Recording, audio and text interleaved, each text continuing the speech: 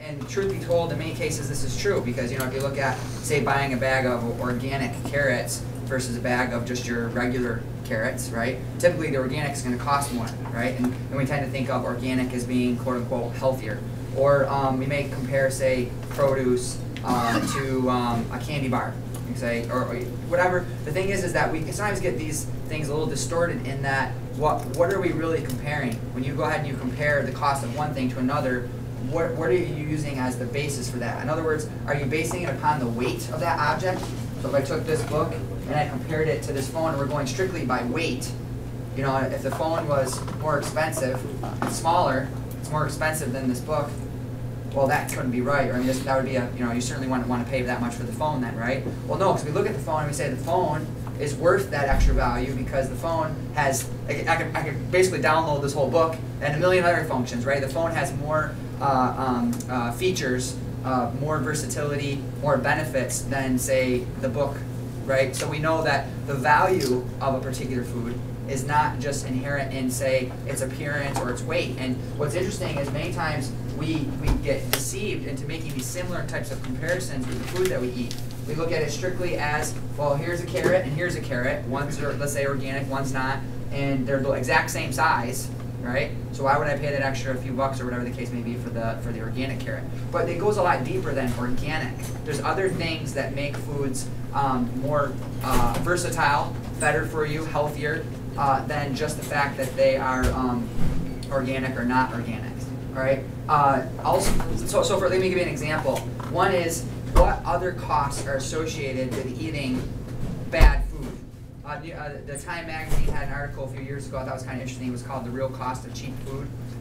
Some of you may have heard of this documentary called "Fed Up: The High Cost of Cheap Food." And essentially what they're looking at is, remember, we have to factor in not just what you pay at the register, but what you're going to pay down the road. Pay in, how you feel. Do you get up every morning and you feel like raring, ready to go, or do you get up and it's like, oh, another day, dragging, and what you do is you drag to the coffee pot, right, so you can get some type of stimulant to get yourself ready so you can drag yourself through another day. Or you get up, you don't even need a cup of coffee because you feel good just on the food you're eating, you got lots of energy. You have the medical costs, right, so you have to, there's been some interesting studies just looking at the costs associated with those who carry extra body fat. Extra body fat is dangerous. It isn't just extra calories hanging out. The fat used to be thought of as just a place you tucked away extra calories. Now it's very well recognized that our fat is an endocrine organ. It secretes more hormones and more proteins than almost any other organ in our body.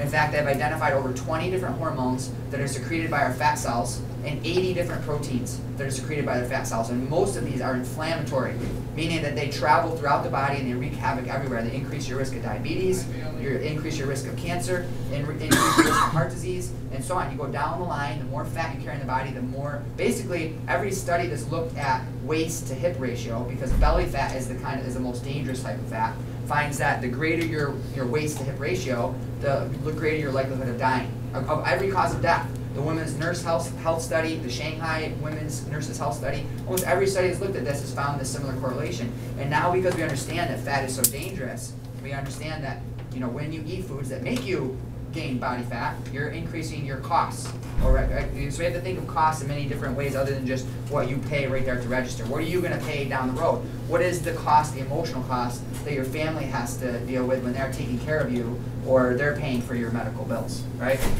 Health insurance rates. I mean, we could go on and on. And I don't want to spend a lot of time in there because I really want to try to get to some, like I said, some practical application here. One of the most important things to really think about when you're going ahead and trying to plan out your healthy plan, your budget and all that, is what is your ultimate goal?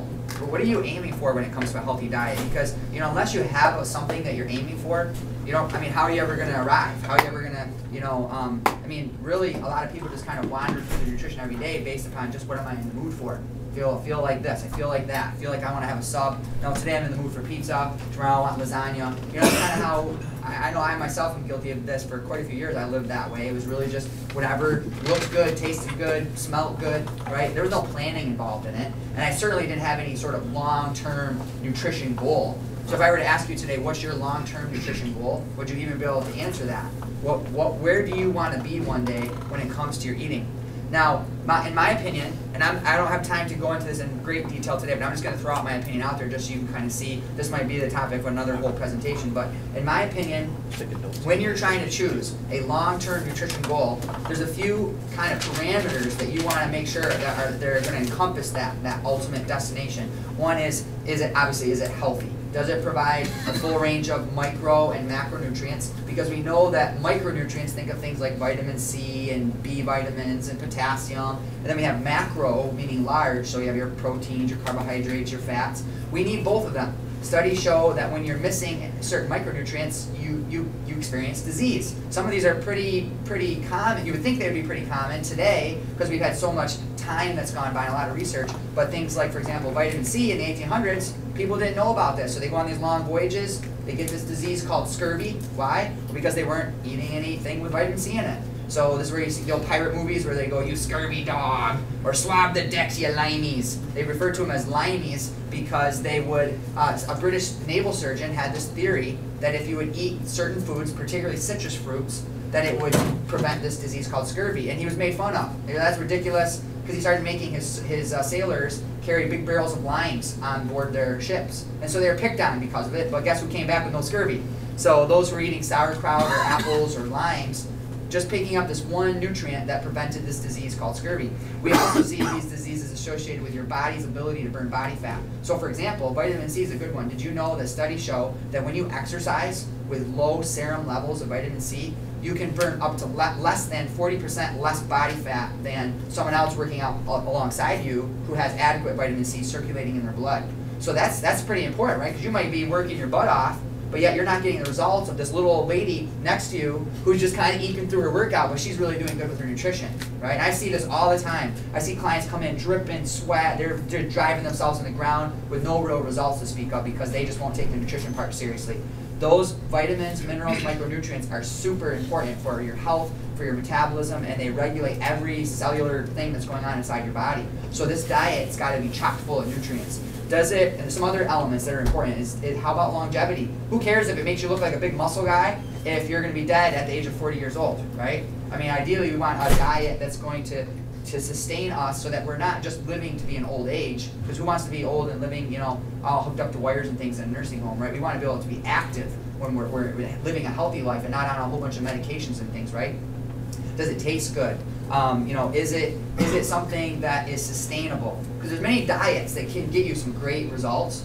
The problem is that when you look at the research and you look at the people who do them, you find that there's no sustainability. They can do it for 2 months, a year, but a year later, they've reverted back to a completely different way of eating, right? So you need a diet that is going to really last the long haul. And these are some important elements that you want to look at. And in my opinion, it doesn't take a brain surgeon to realize what's wrong with today's diet. We look at the U.S., 69% of Americans are overweight, about 35% of us are obese. These numbers are projected to get even worse by 2030. They're actually predicting that and by 2030, almost 50% of Americans will be obese. That's not overweight, that's obese. Right? So today you're a minority if you're at a healthy weight. Most of us are overweight today.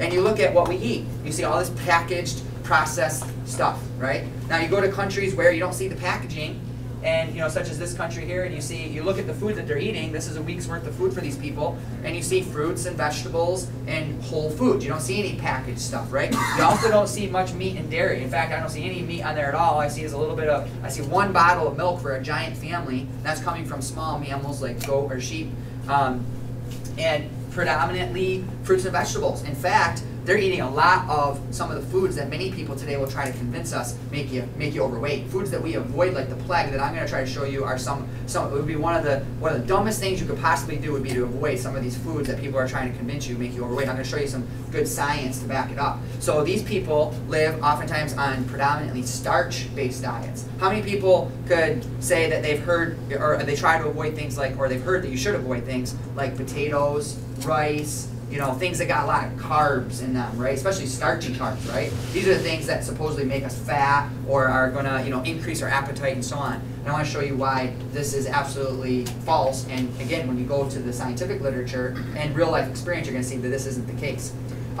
There's a lot of data on this. When we look at the National Weight Control Registry, you can see that this is an organization that tracks the successful behaviors of people who've lost a lot of weight and kept it off for long periods of time. And what they find is the vast majority of these people consume a low energy, low fat diet, meaning that when I say low energy, it's sort of like saying low calorie, meaning that they have found a way, successful ways, to reduce the total amount of energy they consume every day. And this is important, and I'm gonna, one of the things that I try to tell our clients is that I'm not a big fan of calorie counting, because I think that it's not a long-term viable solution. It's too difficult, it's too monotonous, and there's far more successful methods or reliable methods to reduce your overall caloric intake that doesn't feel like you're actually reducing your caloric intake. Whereas those who follow, say, low-carb diets, there are some people that get some good results of that, but it's a small minority. Only 10.8% of that's over 10,000 people that have been tracked over quite a long time now. Only a small percentage of people are actually able to sustain stuff like that. Not to mention, when we look at longevity, we know that the healthiest living people on the planet eat predominantly plants, and they eat very little meat and dairy in their diet, and they tend to be congregated predominantly in what they would refer to as blue zones. If you ever get a chance to check out a book called The Blue Zones, it really goes into what these blue zones, referring to large bodies of water and living in more warm climates. These people are eating very high carbohydrate based diets. In fact, many studies show that that when you start to increase the amount of animal protein and animal foods and processed foods in your diet, even processed animal foods, your risk of death goes up. And we don't have time to go into this. In Okinawa, it's probably one of the largest studies now going on. That's actually the Okinawan study, their longevity study, where they're looking at the diets of people who are eating, they're living for a very, very, very long time, but they're living active, healthy lives, right? And what they find is that in Okinawa, they eat, one of their main staples is sometimes can form up to as high as 60% of their entire diet coming from sweet potatoes. Now, they don't eat our orange kind of sweet potato, they eat a bright purple sweet potato. But that's a lot of, you think potatoes? Sweet potatoes, are those really healthy? Don't they make you fat? Well, apparently not for these people living in Okinawa. It's a large percentage of their diet. And you see that when you look at meat, poultry, and eggs only account for just about 3% of the diet. And with fish added in there, the total animal food consumption is about 11%. Their diet is high in things like green tea, sweet potatoes, bean sprouts, onions, green peppers, lots of vegetables and fruits, and little bits of animal foods and some soy, and rice also is a big thing. And other starch food, rice. Rice and sweet potatoes is probably one of the highest percentages in their diet. Again, you probably can't see this, but what I did is I pumped into our nutrition software. We have a nutrition software that actually analyzes the nutritional quality of your food. So I pumped in 1,500 calories worth of plant foods, just various plant foods in there. And on the left, you can see all those green colors there. Those are all A's in nutrition, meaning that every nutritional base was covered. When you had a diet, this is a low-calorie diet too. You could eat a lot more than this.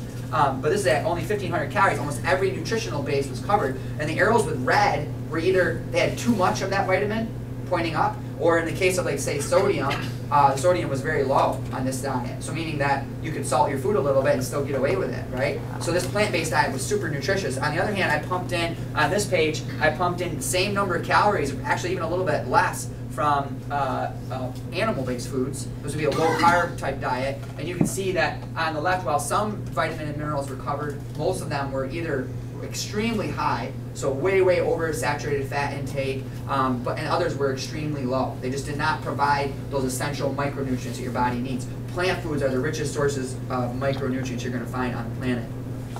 And many studies look at why low-carb diets are going to fail, because another element that I want to look at is something, this is where I said I want to come at it from different angles. When you're trying to develop a healthy diet, it is not even just about the micronutrients, the longevity, the macronutrients. Another thing you want to consider is how full does that diet make you feel? In other words, if I gave you let's say I laid out on this table 20 different foods, but every single food was portioned out to be the exact same number of calories. So let's say in this case that every food is 240 calories worth of food. And I said, okay, go ahead and eat this. And now what I'm going to do is every hour on the hour, every 15 minutes, I'm going to ask you a question. I'm going to ask you, how do you feel? Do you feel hungry yet? Do you feel hungry yet? Do you feel hungry yet? I'm going to keep interviewing you and find out, when do you actually start to feel, okay, I'm ready to eat something else now.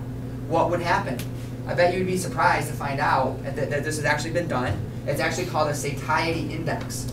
Right now, the satiety index is literally just measuring how, just like I described, they took tons of people and they went ahead and began to prepare exact same number of calories for each food, and they went ahead and fed it to these individuals and they monitored their satiety. How long did it hold you over? Because if you can find foods that become staples in your diet that make you feel full for a long time, it's easy to consume a lower calorie diet then, right? Because you're gonna feel satisfied. But did you know that there are certain foods that speed up appetite? They stimulate hunger. In fact, in other words, they don't just not hold you over, they actually make you crave even more food. And the problem is that those are most of the foods that we eat today. And there's also certain substances that do this. So for example, studies on MSG, for example, especially in laboratory animals, show that when you feed rats MSG, they get an insatiable appetite. They just want to eat like crazy. So if you're eating a lot of food with MSG in it, don't be surprised if you feel like you want to eat your arm off all the time. High fructose corn syrup. Interesting thing about high fructose corn syrup is it's not necessarily even that it just stimulates hunger, it's that it provides no satiety. So it's literally when you eat calories from high fructose corn syrup, it's as though the brain has no way to register those calories. It's like your brain said, you didn't make a deposit, so we're going to kick on your appetite so you'll eat something else. So liquid calories, especially those coming from high fructose corn syrup, are literally just extra calories that you're dumping on that are forcing your body essentially to turn to other foods. And then let's imagine what happens if you go to another food that's got high fructose corn syrup in it, right? And then we go ahead and eat that, and you can see how this cycle kind of propagates itself, right?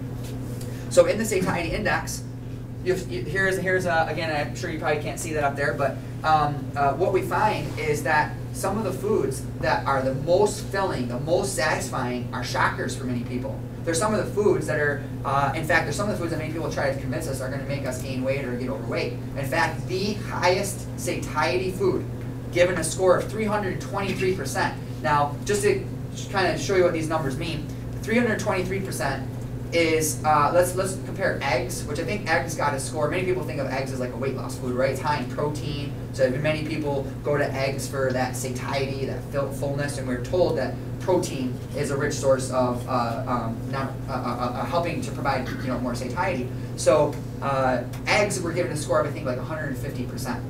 Now this food, on the other hand, the one I'm about to tell you, was given a score of 323%. So it produced way more satiety than eggs did. What food do you think that was? White potatoes. You got it. Potatoes.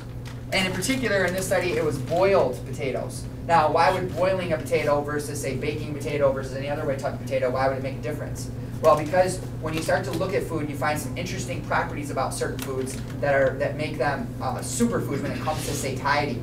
Now, why potatoes? Well, potatoes contain starch, but they also contain a type of starch that many people have never heard of before called resistant starch. You guys heard of that before? You have, because you've been in my class. So, resistant starch, literally like the word implies, is it resists digestion. In other words, when you eat it, the acidity in the stomach and the enzymes in the stomach are unable to penetrate into that starch. So those calories that you ate get held up in the stomach longer, and then they pass through the body undigested. So you get the taste, you get the pleasure, you get the fullness, but you don't get the calories. The calories pass through out the other end. But not only that, but when that resistant starch gets into the bowel, the bacteria that live in our gut, those probiotics that we all know are so good for us, right? The probiotics love to feed on resistant starch.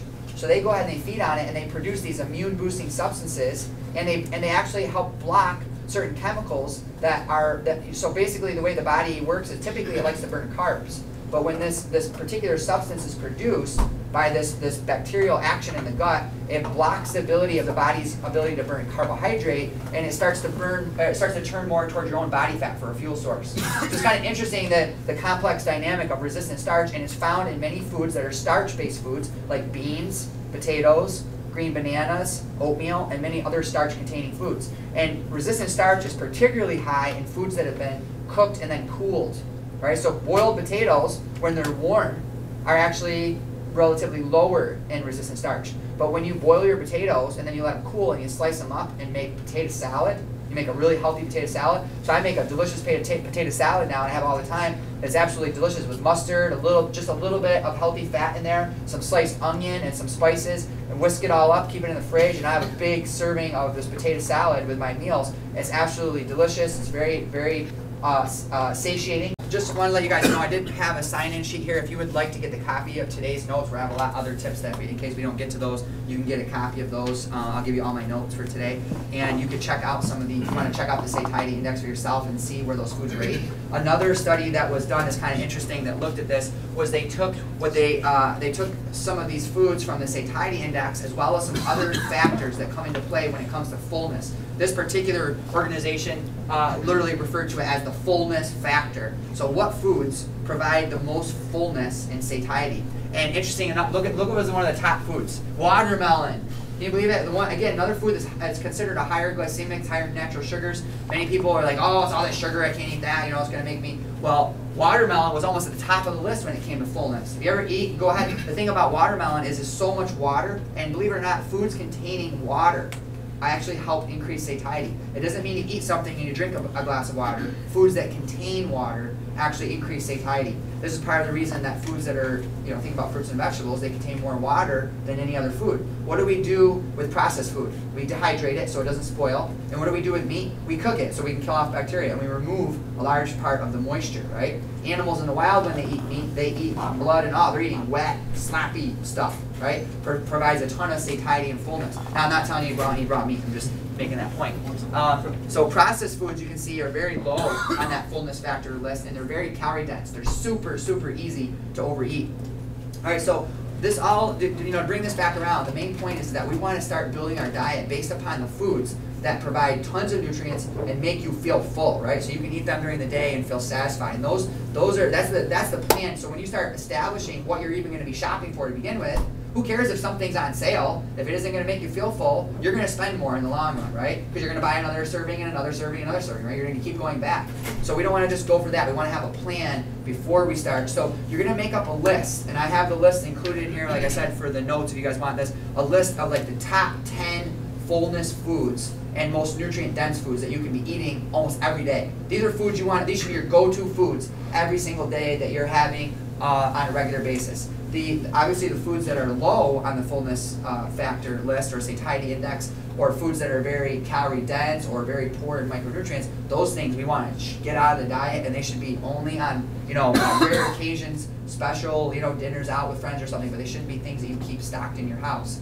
All right. So, in fact, one of the important kind of principles to always keep in mind is that Superman does not keep kryptonite in his refrigerator. Doesn't keep it under his bed, doesn't keep it in the closet, right? Because if you keep tempting foods that increase your hunger in your house, right? If you keep ice cream in your fridge, you're going to eat it. I'm going to tell you right now, right? If you're trying to lose weight and eat healthy based upon willpower alone, you're setting yourself up for failure. It has to be about environment, structuring your environment so that you have no choice but to succeed. So if you're putting this stuff in your house or in the areas that you're exposed to most of the day, so if it's your workplace, if it's at home, wherever it is that you spend most of your time, if you have those foods in reach, you're going to go to them. Why? Because they're there. The reason they make us overeat is for a reason, right? They produce tremendous pleasure in the brain, and they make you feel good temporarily. But then they make you eat more, and we see the whole cycle propagate itself. Another resource to check out that we don't have time to go into today, but is check out books by Dr. Barbara Rolls entitled Volumetrics. Barbara found that when you choose particular types of food, you can really increase your sense of fullness by just the fact that it takes up so much space in the stomach. So if you compared certain, if I had all those foods laid out here, what you'd find is that even though every plate has only 240 calories in it, they're not all going to look the same size. If I took 200 calories of butter, 240 calories of butter, it might be, yay big around. But if I took 240 calories of broccoli, that's 13 cups of broccoli. Right? Who's going to eat 13 cups of broccoli? Nobody, but a couple of smidgens of butter on your toast, no big deal, right? But it's very calorie dense. And if you think that, that fast food is just really cheap food, do a little comparisons. If you take some of these healthy foods that I'm talking about, and you actually do a little bit of comparison, if you shop around, you're going to find that you can, so here you can see, this would be for a meal for 4 people. It would be a kind of typical fast food meal, about 28 bucks roughly. And here you can see foods that are, we have our potatoes and some of our starchier foods, a little bit of protein, and you can make the same volume of food for people and yet save quite a bit of money, right? Because do you think potatoes and rice and oatmeal are expensive? No, they're pretty cheap. I mean, what I do, one of the things you want to do, obviously, is shop around. I buy in bulk. So I go to like the Mennonite shop, or I'll go to a food co-op. I save a ton of money when you shop around and find. So once you've identified your staples, now you go out and you find where's the place that I'm going to get the best deal on that food that is one of the staples in my diet. So oatmeal and potatoes are 2 staples in my diet, and I shop around and I find the best deal for them that I can. And here, I brought this just to kind of show. This was 30 pounds of raisins. This box here. I saved a ton of money by buying in bulk, right? I shopped around. I went ahead and I did a cost per unit. I wanted to see if I went to Wegmans, if I went to Aldi's, where am I going to get good raisins? And in this case, I was getting organic raisins. It just happens to be one of those foods that's sprayed a little bit more heavy than other foods, so I wanted to get organic if I could. And I was able to get those cheaper than the regular raisins when I bought them in bulk. So I bought 30 pounds of raisins, saved a ton of money, and I can freeze those or I can store those away and save them. I'm not going to eat 30 pounds obviously in a week. So when you buy bulk, you want to make sure that you can plan that in. Here you can see another example of a meal for 4, $9.26. You can make another starch-based meal that's rice and beans with a little bit, if you want to throw a little bit of protein in there, so in this case a little bit of chopped up bacon and some peppers and onions, you can make a delicious meal for 4 that's very satisfying, very filling, very high in resistant starch and nutrients, and save a ton of money. And you could go on and on with the different types of examples of these. You can see that, if someone tries to convince you that, fast food is always cheaper, it's not necessarily so. When you start focusing your meals on large volumes of plant-based foods that are, have a decent amount of healthy starches in them, foods that we tend to oftentimes avoid, like corn on the cob, potatoes, making healthy mashed potatoes, you can make really delicious, healthy meals that are very, very satisfying. Now, I want to go over real quickly just a couple other tips, and like I said, I'll give you access to these notes as well. So, we want to also try to make substitutions. So when you have a food you really like, that let's say you're just like, I don't really want to give up pancakes though. Does that mean I can't have pancakes? Well, let's take your Bisquick. That's all this is, white flour and just processed stuff, and let's make whole food, high protein pancakes. So you throw in your blender some egg whites, some oats, right? Whole oats, some cinnamon, and even if you want to beef up the protein, you can throw in a little bit of protein powder in there, blend it up, and you got high protein pancakes. And maybe even throw a scoop of some ground flaxseed in there, and you got these high protein, high fiber, very filling pancakes, rather than pouring on gobs of refined sugar. Now, obviously maple syrup, I love maple syrup, but loaded with calories, loaded with sugar, right? So one way we can adjust this would be put over fresh raspberries or blackberries, or if you want to save money when it comes to produce and fruit, is go frozen, right? They retain almost all the same nutritional value, but you're going to get a lot better deal. So look for, and if you can, get like the family packs or the bulk packs, and don't forget to shop unit price. Don't just go for the cheapest package in there. What are you going to be paying per gram or per pound? You want to pay attention to that because you're going to save some money there. So you can make up a berry puree in the blender, and you pour that over top, and then put a little dollop of whipped cream on top. And you're actually going to slash your calories in half. You're going to have a very filling meal where you just substituted a few things. And these are some of the principles that Barbara will cover in Biometrics as well. So when you go shopping, make a list of foods that you're going to go for. Don't go to the store hungry, all right? Because you're gonna walk out of the store with every bad food on that you can think of, right? So when you eat before you go shopping, and go with a plan. Remember again, you have a plan. You say I need potatoes. I need you have that whole list of those satiety foods. Lots of fruits and vegetables, right? And then you go in the store with your plan and you stay on task, right? Or maybe you just plan an excursion where it's going to be just going through and doing a little comparison. What I do sometimes is I take my phone and I literally will go and I'll find the oatmeal and it's like, take a picture here, and then I'll go to the next shop and I'll do a little comparison. I figure those numbers out, and then I'm like, okay, so from now on, I get oatmeal at the little Mennonite shop down the street because that's where I'm getting the best deal. And I do, and once I've established that tends to be where I go. You want to avoid brand names in most cases, and oftentimes going with a generic, you're going to save some money there as well. Buy in-season stuff. So, I find that I love cherries, but man, when they first, when you look at the price of those as they go down from when they're in season from when they're not, right? And the price is just through the roof. So when I eat fruits and vegetables, I look for fruits and vegetables that are in season, and I eat almost exclusively those types of fruits and vegetables in season. and then when I'm when the price, so especially if you want to go with like fresh produce, right? And then when they're out of season, I tend to switch to something else, right, to save some money there, right? So if corn on the cob starts to be like, you know, a fortune, well then no more corn on the cob for a little while. Find something else that's going to be in season that you would really like.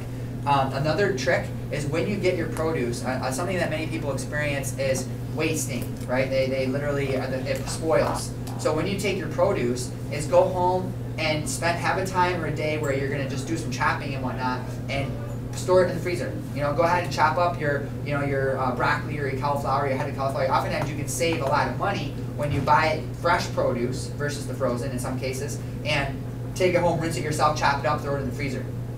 Another trick is to keep your portions under control is little snack packs. You know, do some preparation where you throw in the fridge 15 bags, and so rather than have just a big old bag of baby carrots in the fridge, you're probably not ever gonna grab. Go ahead and do like 15 or 20 little snack packs. Then every day when you head off to work, you just or when you're gonna go out, you know, whatever, you're gonna go out and do something. Substitute foods like oil with oil, and like fried French fries go with baking, and you do like rutabaga French fries or green bean French fries where you can spice them up and bake them in the oven and you get really crispy, healthy French fries. These are all some great substitutions.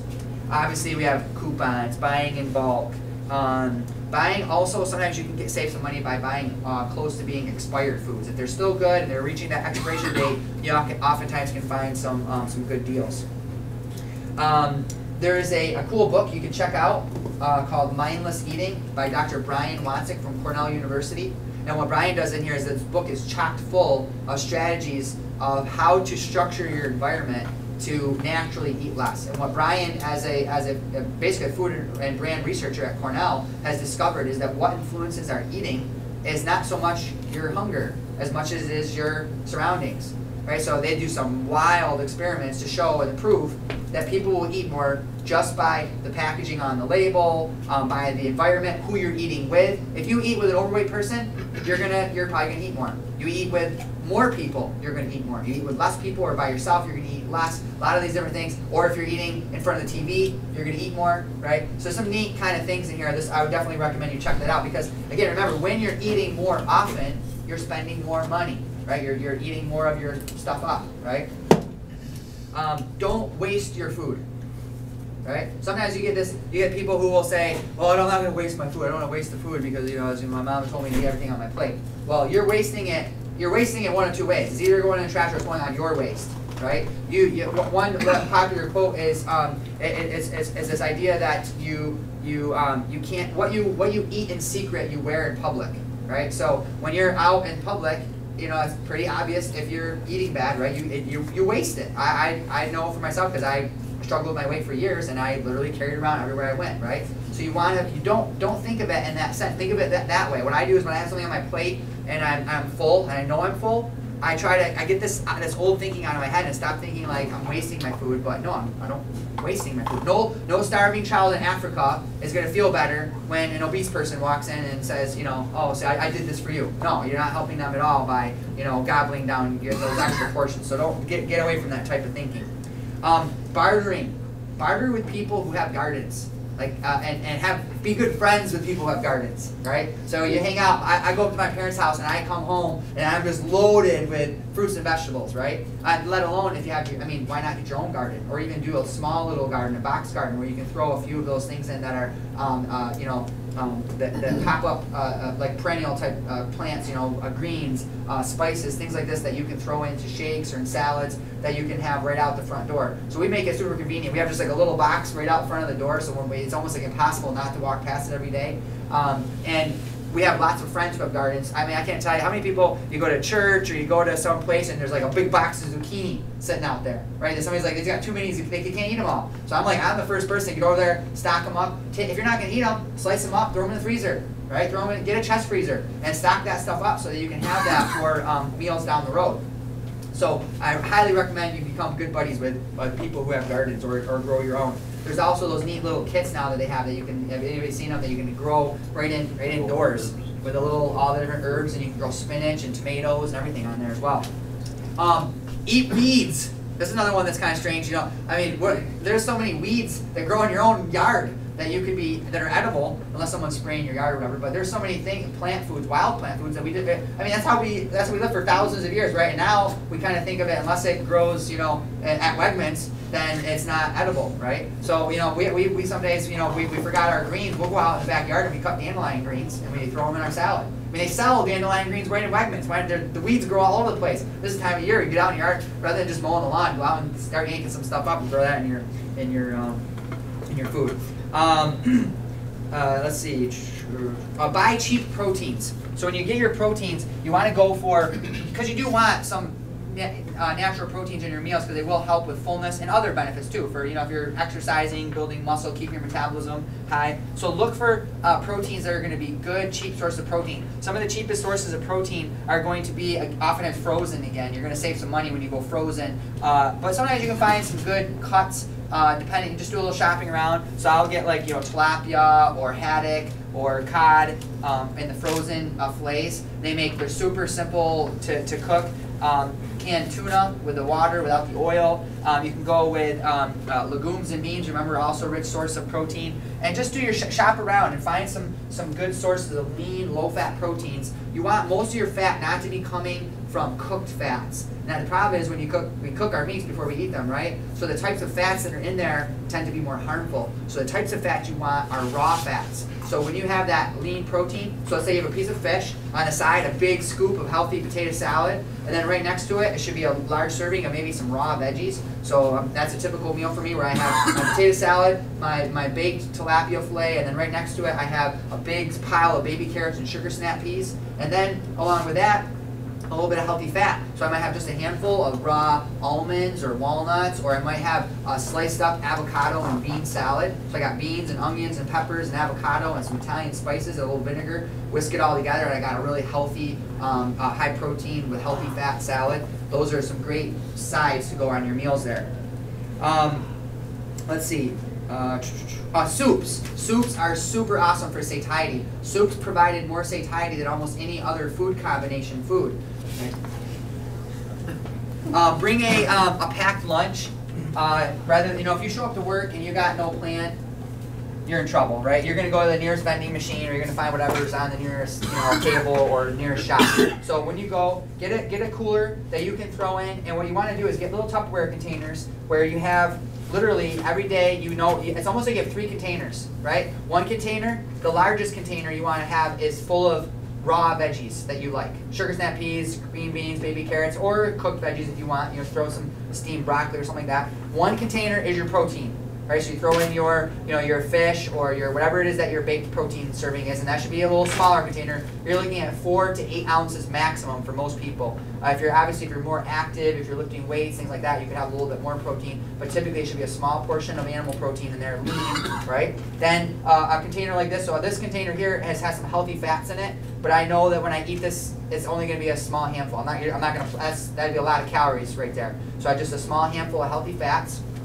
And then you have your starch container, which can also be pretty decent size, about the size, maybe twice the size of your protein. So it might be, you know, and this is especially for those who are more active. So if you're really physically active, you can have more starch in your diet. If you're sitting around at a desk all day and you're never really exercising, then you want to go less starch, more vegetables, lean proteins, and low glycemic fruits. Glycemic index, I didn't really talk about this much, but basically this is just looking at a food's impact on your blood sugar. So when you eat a food, if it raises your blood sugar rapidly, it tends to increase appetite.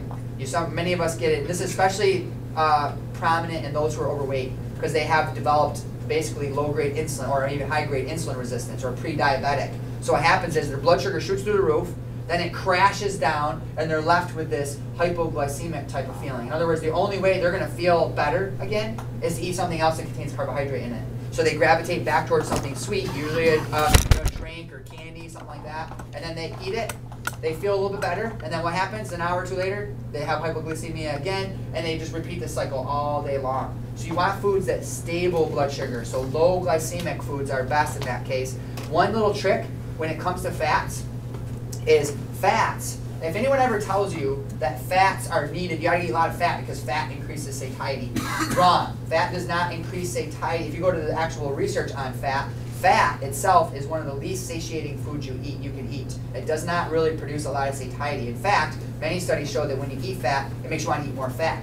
Even worse is when you mix a fat with a sugar. When you mix a fat with a sugar, you get massive cravings for more food. So avoid mixing fats and sugars together. But there is one exception. Fats, one way fats can help you feel more full is when fats are mixed with other foods, they delay gastric emptying. So the stuff in your gut gets held up there longer, right? So if you can keep food held up in the stomach longer, it lowers the glycemic response of that food. So if I have a little bit of fat with the potatoes, right, I'm going to get an even lower glycemic response, and those potatoes will be held up even longer, so I'll feel fuller longer, right? So what you want to do is just a little bit of healthy fat in with those potatoes or with your oatmeal. So with a small serving of fat, just enough to get that kind of blend that's going to help hold that food up longer, right? So I feel more satiated, I get a lower blood sugar response. So healthy fats in small quantities. Tends to be today, as many people, they tell us that the carbs are what are making us fat, but what happens is what we're doing is we're taking a baked potato and we plop on sour cream and baking bits and melted cheese, right? And what we have is a potato